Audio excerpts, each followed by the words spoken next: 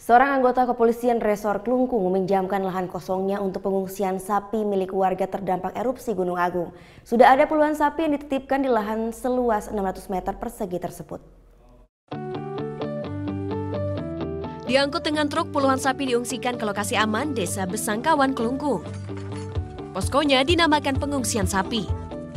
Sapi-sapi ini untuk sementara dititipkan di lahan kosong seluas 6 are atau setara 600 meter persegi, milik salah satu anggota kepolisian Resor Klungkung, Ibda Ketut Mertah. Ia tergugah meminjamkan lahannya setelah melihat banyak hewan ternak yang ditinggal pemiliknya mengungsi. Maka karena Tiang punya lahan di sini, Tiang suruh membawa hewan-hewannya semua ke sini. Dengan catatan hewan itu dipelihara sendiri, cuma Tiang menyediakan tempat saja. Mereka menyambut baik pengungsian ternak ini.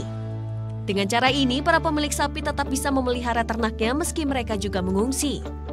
Untuk sementara, warga mengungsi di Gor Sucapura, Klungkung, jaraknya sekitar 1 jam lebih dari pengungsian sapi. Saya kebetulan sekali bertemu sama Bapak Merte ini, Pak Polisi, di Gor. Katanya dia punya lahan di Desa Pesangkan. Nah, kemudian masyarakat saya disuruh untuk membawa sapi-sapi ke sini. Erupsi Gunung Agung yang terjadi sejak Senin 18 September lalu berdampak pada harga hewan ternak warga di sekitar Gunung Agung. Ada warga menjual sapi dengan harga murah. Jika biasanya harga 1 ekor sapi hingga 10 juta rupiah, kini turun menjadi 3 juta rupiah per ekor.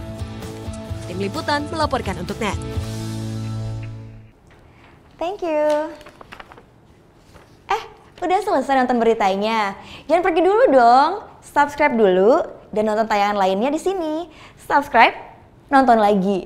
Subscribe, nonton lagi.